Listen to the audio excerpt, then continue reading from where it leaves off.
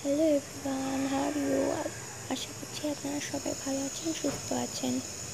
আজকে আমার কিচেনে আমি সবথেকে ইজি লেবু চায়ের রেসিপিটি A to Z দেখাবো।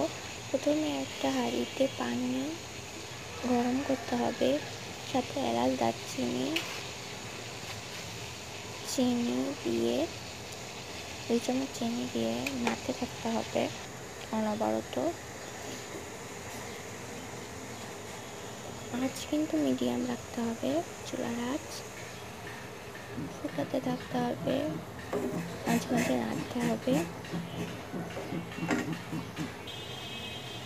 এরপর ফুটে গেলে চা পাতা দিয়ে দিতে হবে।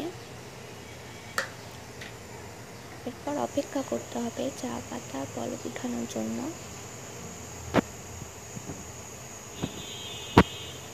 চুলার পাওয়ার কিন্তু মিডিয়াম রাখতে হবে। তো চা হয়ে গেছে, অলমোস্ট ফুটে গেছে। তো আমি কাপে ঢেলে নিচ্ছি এই চাটনির সাহায্যে।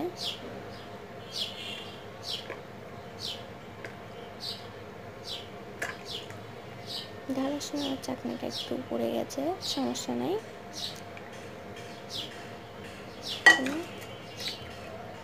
আমি চাটনিটা উঠিয়ে নিচ্ছি।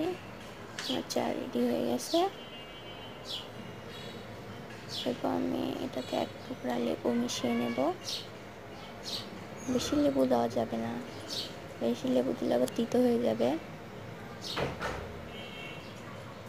আমি চামচ দিয়ে মিশিয়ে নেব এটি।